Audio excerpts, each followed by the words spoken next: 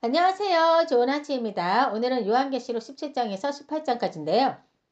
자, 여러분, 어제까지 이제 일곱 대접까지 다 쏟아 부어진 상태를 봤잖아요. 자, 16장에서 다 되었다라는 선언과 함께 심판은 끝이 난 거예요. 자, 그럼 17장을 뭘 말하는 거냐? 이 17장은 하나님께서 16장까지 심판을 끝내셨는데 도대체 무엇에 대해서 심판하신 거냐? 그리고 그 심판의 대상은 누구였냐? 요걸 말해주는 게 17장이라고 보시면 되거든요. 1절에 보시면 일곱 대접을 가진 일곱 천사 중 한 명이 요한에게 이리로 오라고 얘기를 해요. 자, 그리고는 많은 물 위에 앉은 큰 음녀가 받을 심판을 보여주겠다는 거예요. 자, 우리는 쉽게 음녀라고 하면 성적으로 매우 문란한 그런 여자를 바로 떠오르잖아요. 자, 근데 성경에서 말하는 음녀는 하나님을 버리고 세상의 힘, 돈, 권력과 손잡은 그런 상태를 말하는 거거든요. 자, 구약에서도 늘 우상 숭배하지 말아라. 우상 숭배할 게 음란한 짓 하지 말아라. 막 이렇게 표현했었죠. 즉, 하나님이 아닌 것들과 짝하고 사랑에 빠지지 말라는 말인 거예요. 즉, 하나님 없이도 나는 잘 살 수 있다. 라고 믿는 그런 태도를 말하고 있는 거죠. 자, 근데요. 땅의 임금들도 이 음녀와 함께 더불어 음행하고 땅에 사는 자들도 그 음행의 포도주에 아주 취해 있다라는 거예요. 맞죠, 사실. 땅의 왕들이 세상의 힘, 권력, 돈 이런 것과 결탁하잖아요. 지금은 뭐 안 그렇습니까? 자, 그리고 요한이 이제 환상으로 광야로 가게 되거든요. 자, 요한이 보니까 그 여자가 붉은빛 짐승을 타고 있는 거예요. 근데 이게 뭔가요, 여러분? 로마라는 체제는 스스로 힘이 있어서 강한 게 아니라 그 사탄적 그 존재를 등에 업고 돌아가는 그 체제인 걸 말하고 있는 거거든요. 그리고 이 여자는 그 짐승을 조정하고 이용하고 함께 이익을 나누는 그런 관계, 즉 종교, 문화, 경제가 권력과 손잡고 돌아가는 그 구조를 보여주고 있는 거예요. 자, 근데 그 짐승의 몸에 하나님을 모독하는 이름들이 가득했고 일곱 머리와 열 뿔이 있대요, 여러분. 자, 그리고 이 사탄을 얘기하는 거죠, 한마디로. 자, 그리고 이 여자는 자줏빛과 붉은빛 옷을 입고 금과 보석 막 온갖 그 금은 보석으로 치장을 하고 진주로 꾸미고 손에 금잔을 가졌는데 그 금잔 안에는 가증한 물건과 그의 음행의 더러운 것들이 가득 들어 있다는 거예요. 그리고 그 여자의 이름이 나옵니다. 뭐냐면 바로 그 여자의 이름은 큰 바벨론이라는 거예요. 그러니까 여자애가 그 바벨론이라는 거죠. 자, 땅의 음녀들과 가증한 것들의 어미래요. 한마디로 왕고, 짱인 거죠. 자, 근데요, 여기서 질문.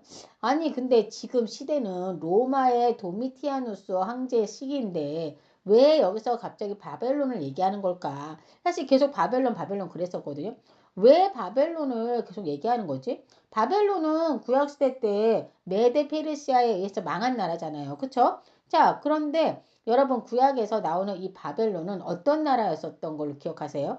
예루살렘을 무너뜨린 제국, 그쵸? 하나님의 성전, 솔로몬 성전을 파괴한 세력, 그리고 하나님의 백성을 포로로 끌고 간 그런 나라지 않습니까? 즉 지금 요한은 지금 성도들을 괴롭히는 이 로마는 예전에 바벨론이 했던 그 역할을 그대로 반복하고 있다. 그래서 바벨론이라고 상징적으로 말을 했던 거예요.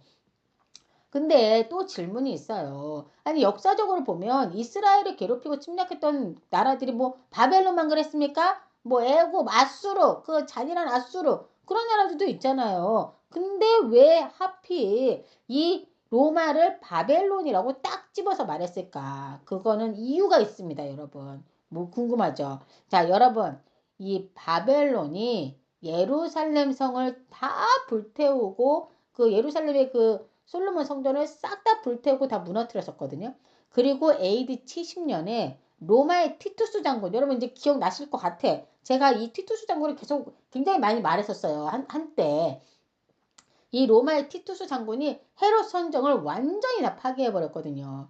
자, 하나님은 이 바벨론을 용서하지 않으세요. 이 로마도 마찬가지예요. 예? 그래서 로마를 바벨론이라고 한 거예요. 예? 여러분, 그 성전에 손을 댄 애들은 다른 애들이 아니고 바로 이 바벨론과 로마인 겁니다. 예? 그래서 바벨론 이꼬르 로마로 이렇게 얘기를 한 거예요. 자, 그리고 말씀드린 대로 지금은 로마 제국의 강력한 기독교 박해가 있는 시기잖아요. 그러니 대놓고 이 로마가 우리를 박해하고 이렇게 얘기를 할 수는 없잖아요. 하지만 이게 그래서 지금 바벨론이라고 얘기를 했는데 이 당시 기독교인들은 대번에 알아들은 거예요. 이게 뭘 말하는지. 자, 근데 이 여자가 성도들의 피와 예수의 증인들의 피에 취해 있대요.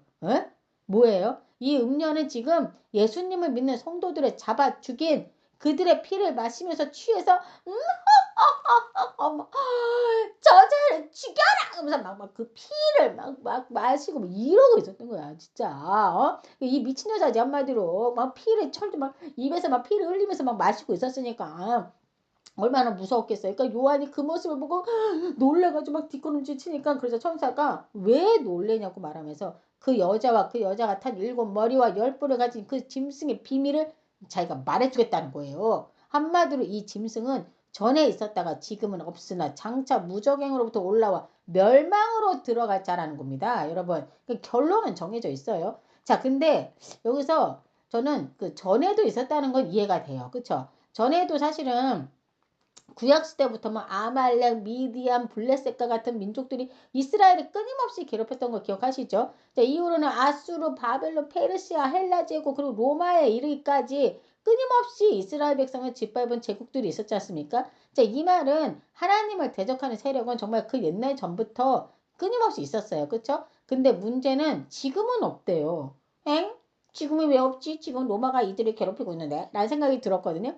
네, 이거는 하나님 앞에서 대적하는 세력은 정말 그 옛날 전부터 끊임없이 있었지만 이 상황은 지금은 하나님 앞에서 최종적 완성된 권세가 아니기 때문에 이렇게 표현되었다고 한다라는 견해가 있더라고요. 뭐 제가 뭐 완전히 이해가 된 건 아니지만 어쨌든 지금은 없다라고 표현된 거는 하나님의 진짜 하나님의 그 계획 안에서는 이거는 아직은 아닌 거예요. 아니라고 생각을 했기 때문에 이거를 없다라고 얘기를 한 거라고 하더라고요. 자, 그리고 지금은 없지만 장차 무적행으로부터 올라와 멸망으로 들어갈 자래요. 자, 그리고 장차 나올 짐승을 보고 놀랍게 여긴대요. 누가 놀랍게 여기냐면 생명책에 기록되지 못한 자들이 그들을 보고 놀랍게 여기는 거예요. 근데 그럼 왜 이들은 놀랍게 여기는 건가 봤더니 이들이 그 짐승이 죽었다고 생각했는데 다시 살아난 것처럼 보였기 때문에 놀란 거예요. 즉 끝난 줄 알았던 세상 권력이 또 살아나는 것처럼 보이기 때문인 거죠. 자, 그러면서 구절에 지혜 있는 뜻이 여기 있으니 그 7머리는 여자가 앉은 7산이요 이렇게 써 있어요, 여러분. 자, 이거는 당시 사람들에게는 너무나도 명확한 힌트였다고 하더라고요. 자, 왜냐면 로마는 7언덕의 도시로 굉장히 유명했기 때문이라고 하더라고요. 그래서 7머리, 7여자가 앉은 7산 이러면은 그냥 로마인 거야. 그래서 이 글을 읽던 성도들은 누구나 로마구나. 지금 이 7머리는 우리를 박해하는 바로 이 로마 제국이구나 라는 걸 완전 즉시 알았다고 하더라고요. 그 무슨 동전인가 어디에도 이렇게 화폐 이런 거에도 보면 7언덕에 여자가 앉아있는 그런 그림들이 있더라고요. 봤더니. 자, 그러니까 이거를 그 당시 사람들은 누구나 확 알아들을 수 있었던 거예요. 자, 한마디로 우리가 돌하루방 그러면 뭐가 떠올라요? 제주도 떠오르잖아요. 제주도. 그건 똑같은 거야. 비빔밥 하면 어디가 떠올라? 전주가 떠오르잖아요. 그런 겁니다. 그런 거. 자, 그리고 7왕이래요. 근데 이미 5은 망했대요. 그리고 하나는 있고 다른 하나는 아직 이르지 않았대요. 저는 이걸 읽으면서 로마의 황제들을 말하는 건가? 라는 생각이 들었거든요. 그러니까 사실 네로가 5번째 황제가 맞더라고요. 그러니까 네로까지 이제 갔잖아. 망했잖아요. 자, 네로 시대에 갔죠. 그리고 지금 누가 있어요? 도미티아누스가 있잖아요. 그리고 미래에 또 잠시 머물자가 오겠죠. 예? 그러니까 이렇게 볼 수 있지만 그러니까 흔히 사람들이 이런 거 보면 5번째는 5명은 이미 망했어? 누구야? 막 그러면서 막 이렇게 막 파고해칠 수 있어요. 근데 성경에서 말하고자 하는 건 이 제국의 권세는 연속적으로 반복되어 왔고 지금도 존재하지만 영원하지 않다는 걸 지금 핵심을 얘기하는 거예요. 그리고 앞으로도 잠시 더 이어질 뿐 결국은 뭐예요? 끝난다는 걸 말하고 있는 겁니다. 자, 그리고 12절도 보면 뿔은 왕이니 아직 나라를 얻지 못하였으나 다만 짐승과 더불어 임금처럼 한동안 권세를 받으리라.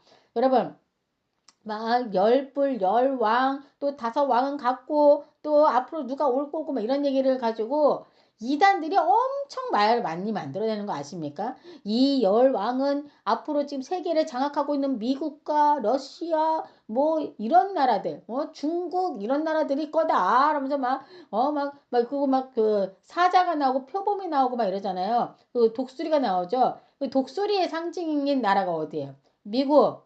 또 표범이 어느 나라였어? 표범이 러시아였나? 뭐 이렇게 나라마다 동물이 있잖아요. 그걸 가지고 이거를 막 이렇게 얘기하고 저렇게 얘기하는 그런 말이 많은, 예? 말이 많더라고요. 자, 근데 성경에서 말하고자 하는 핵심은 이건 어느 나라이고 이건 미래의 뭐고 이런 게 아닌 거예요. 하나님을 버린 권력은 어떤 나라든 어떤 시대든 반드시 같은 길을 걷고 같은 결말에 이른다라는 겁니다. 성경을 읽으면서 자꾸 이상한 쪽으로 빠지고 집중하지 않도록 조심하셔야 된다는 것. 왜냐면 저도 그럴 뻔 했었거든요. 저도 막 성경을 너무 알고 싶으니까 많이 봤을 거 아니에요. 이런저런 것들 저도 많이 주워 들었던 거예요. 근데 이제 오늘 이제서야 이제 성경을 이제 보면서 핵심을 다른 데로 짚었었던 적이 있었구나라는 걸 저도 깨달은 거예요. 그래서 저도 제가 그런 경험이 있기 때문에 말씀드리는 거니까 조심하십시오, 여러분.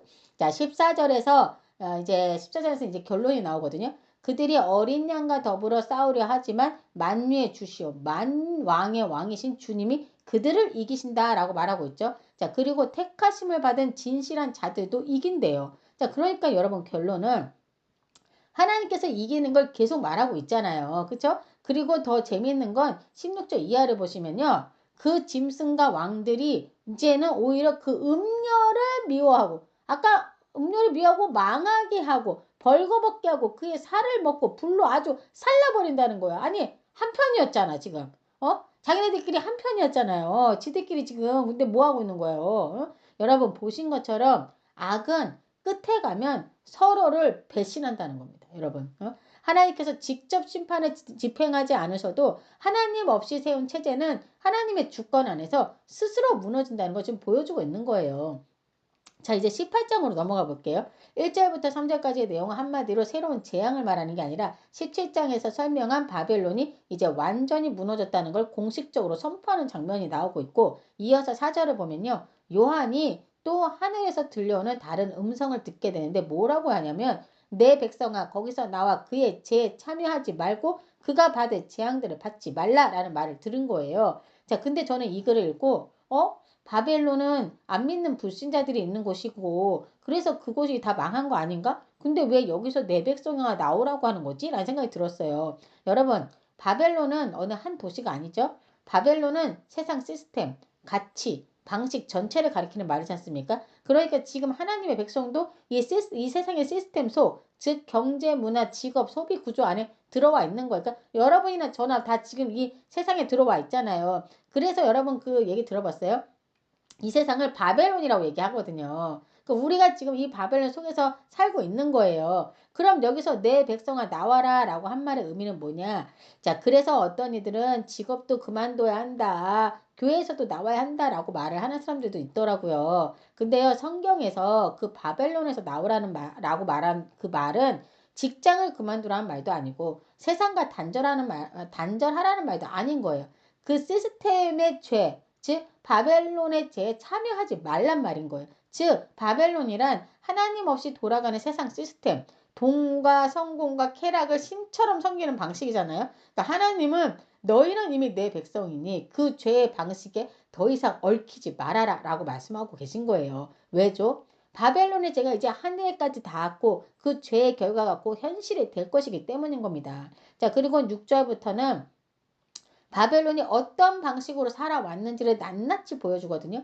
자기를 영화롭게 했고 사치스럽게 살았고 스스로 말하길 나는 여왕이다. 결코 슬픔을 당하지 않을 거다라고 말한다는 거예요. 자, 이 말은 하나님 없이도 안전하게 살 수 있다고 착각한 인간의 교만스러운 모습인 겁니다. 그래서 하나님은 너가 그렇게 스스로 높였으니 그만큼의 심판이 임할 것이다 라고 말씀하시거든요. 9절부터는 바벨론 멸망을 보고 울며 애통하는 사람들이 등장을 해요. 아니 누가 그리 울며 애통하나 봤더니 땅의 왕들인 거예요. 뭐 그렇겠죠. 그들은 바벨론과 함께 권력과 쾌락을 나누던 그런 자들이었잖아요. 그런데 바벨론이 무너지니까 그들은 그걸 보고 회개하는 게 아니에요.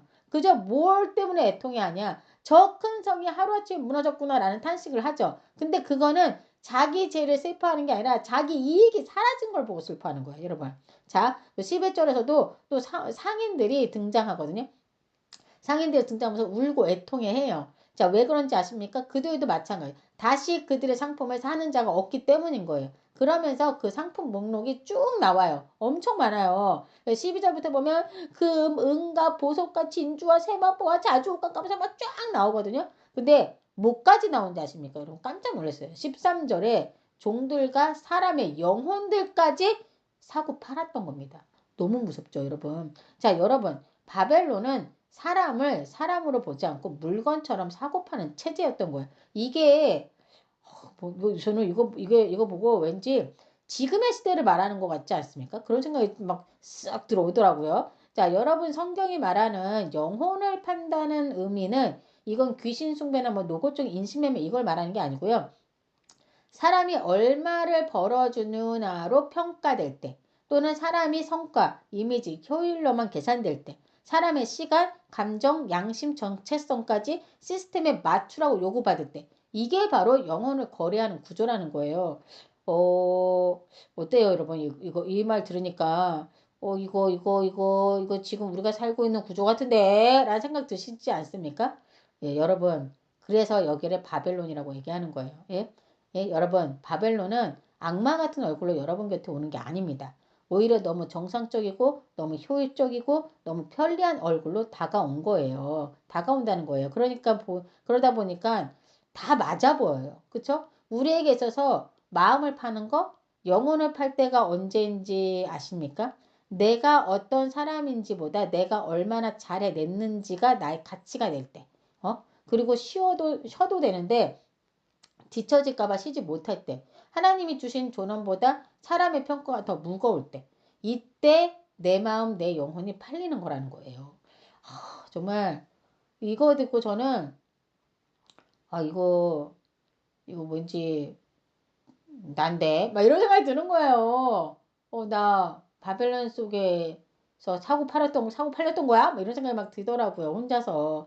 그래서 생각이 어서 되게 많았어요. 그래서 그럼 어떻게 해야 하지? 바벨론은 늘 더해야 해. 지금 멈추면 뒤쳐져 라고 말을 할 거예요. 앞으로도. 그쵸? 하지만 하나님은 너는 이미 내 백성이야. 네가 뒤처진다고 내가 널 덜 사랑하는 게 아니란다 라고 말씀하시거든요. 그래서 멈춰도 되는 순간에 멈춰보는 거. 그리고 무언가를 선택해야 할 때 이게 나를 더 사람답게 하는가 아니면 나를 더 소모품처럼 만들까 요 질문을 한번 해보는 것도 좋을 것 같다 라는 생각을 좀 하게 됐습니다.